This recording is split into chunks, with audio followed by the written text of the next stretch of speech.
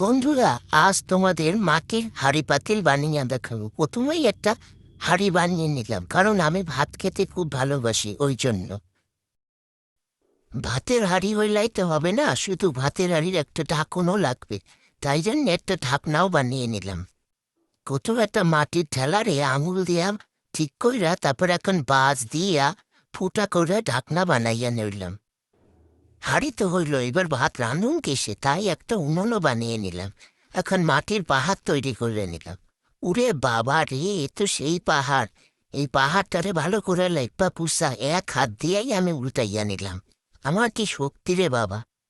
তারপর বারইয়া বারইয়া একটা গোল কইরা মাটির উনুনের একটা সেপ দিয়ে নিলাম। তারপর তিনটে রসগোল্লা তিন ধারে বসাইয়া মাটির উনুনের উঁচু কইরা ঠিক বানাইয়া নিলাম। এরপর আঙুল দিয়া দিয়া উনুনটারে ভালো কইরা লেবেল কইরা দিলাম। তারপর একখান দাও দিয়ে উনুনের মুখখান তৈরি কইরা নিলাম। ওরে ওরে, দাও না, ছুরি দিয়ে।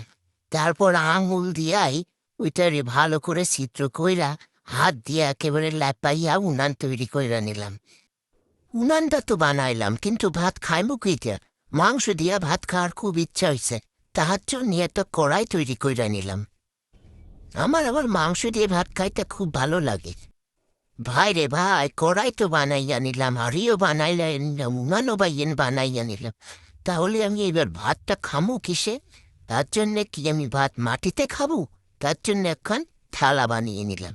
থালাটারে বারইয়া বারইয়া প্রথমে লেবেল কইরা, তারপরে একটা সাপের মতো সুতো কইরা মাটির দিয়ে সাইড দিয়ে ভালো করে বর্ডার দিয়ে আঙুল দিয়ে লাইটপা তারে পেলেন কইরে, তারপরে ডিজাইন দিয়ে দিলাম। থালাটা তো দেখতে বেশ ভালোই লাগলো। এবারে ভাবলাম এখন গামলা তৈরি করিনি। মাটিটারে বারইয়া বারইয়া এখন গামলা তৈরি করে নিলাম। আঙুল দিয়ে লাইটপা তারে গাটারে পেলেন কইরা দিলাম। তারপর ঢাকনা বানাইয়া নিলাম। আঙুল দিয়ে তেরা তারে ফুটটা কইরা কইরা একদম গর্ত কইরা উপরে একখানা রসগোল্লা লাগাইয়া একটা ঢাকনা বানাইয়া নিলাম। এবার একটা বাটি বানিয়ে নিলাম। মাংস যদি একটু বেঁচে যায় তাহলে পরের দিনের জন্য এই বাটিটার মধ্যেই তুলে রাখবো। মাংস খেতে গিয়ে যদি ঝাল লাগে, সেইটা তো ভাবিনি, তাহলে জল খাবো কিসে? তার জন্য একটা গেলাস তৈরি করে নিলাম। পুরো আঙুল দিয়ে লেবেল করে একদম একটা বাঁশ দিয়ে ফুটো করে নিয়ে, তারপরে আঙুল দিয়ে টুলে টুলে গাটারে মসৃণ করে নিয়ে, এইবার পুরো একদম একটা গেলাসের শেপ দিয়ে পুরো একটা গেলাস তৈরি করে নিলাম। সবই তো হলো, কিন্তু মাংস রাঁধবো, মশলা করবো কিসে? ওই জন্য একখানা শিলপাটা বানাইয়া নিলাম।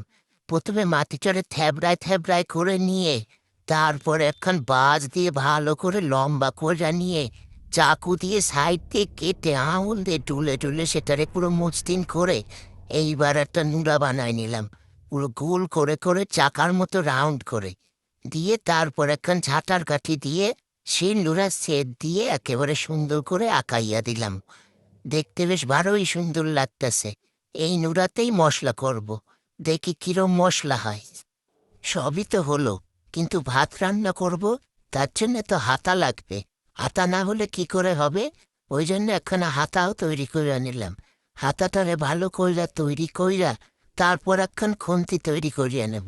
আঙুল দিয়ে টিয়েসটারে ডইলা ডইলা একদম সুন্দর করে একটা হাতার শেপ দিয়া নিলাম। তারপরে তৈরি করলাম খুন্তি। চৌকো একটা বাক্সর মতো করে ঝাঁটার কাঠি তার মধ্যে ফুটাইয়া দিয়া, তারপরে আঙুল দিয়ে আবার টুলে টুলে একদম আইসক্রিমের মতো শেপ হয়েছে। ঠিক দেখতে দেখে মনে হইতেছে আইসক্রিম, কিন্তু না, এটা খুন্তি। দেখতে কেমন হয়েছে বন্ধুরা জানাইও কিন্তু। এবার আমি ভাবলাম এগুলোকে সব রং করি, তাহলে দেখতে সুন্দর লাগবে।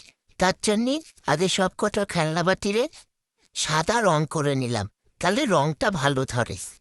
এবারে আলতা দিয়া সব রান্নাবাতিগুলোকে রং করে দিলাম, শিলনোড়াটা বাদে। শিলনোড়াটারে রং করলাম মা যে চুলে কালি করে সেই কালি দিয়ে। মা কিন্তু জানে না, জানলে থ্যাবড়ায় মেরে দেবে। এবার একটু কলকা করার চেষ্টা করলাম, কিন্তু আমি তো ভালো কিছুই পারি না কলকা করতে। তাও একটু চেষ্টা করে দেখলাম পারি কিনা।